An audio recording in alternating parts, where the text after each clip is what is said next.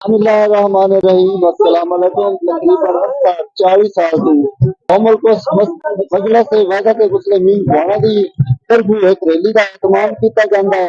पीढ़ी के हाजी शाह और इंसान मोहम्मद हाजी राजा सरकार तो शुरू होके इतने घोड़े नौ लाने बातें इस्लाम पजीर हो जाती है। इस हट के मदद पर जाए जी आज की रैली है मुनफरद एक माह रमजान का महीना उतों जो साउनी फौजी नो वो साडे जो मुसलमान भाई नो फलस्तीनी और मजलूम फलस्तीनी उन्हें तो हुण भी इस वक्त बमबारी कर सकते हैं। उन्होंने वास्ते इस रैली का एहतमाम किया गया है। रैली का शुरुआत हुई असी पुछता है भी इनका की मकसद है इस रैली के कढ़ण का। औज़ुबिल्लाहिमिनश्शैतानिर्रजीम बिस्मिल्लाहिर्रहमानिर्रहीम।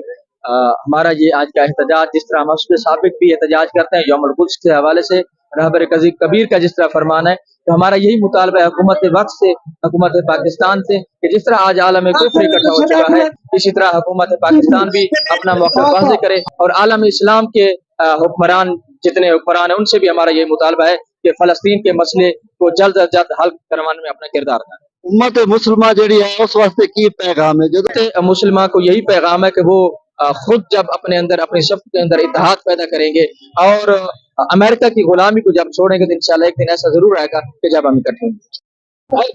उम्मत मुसलमान वास्ते ये अपील है भाई एक हो जाओ अगर गदा दे मजलूम फलस्तीनी ग्रामीण दी इमदाद करो। इतनी गल्ला जिंदगी दी इजाजत जिंदगी दी मोहलत नवीं गल्ला दे नाल तुहाडी खिदमत दोबारा हाजिर हो सा अपने मेजबान अख्तर मेरे जो करन दी इजाजत रब रखा।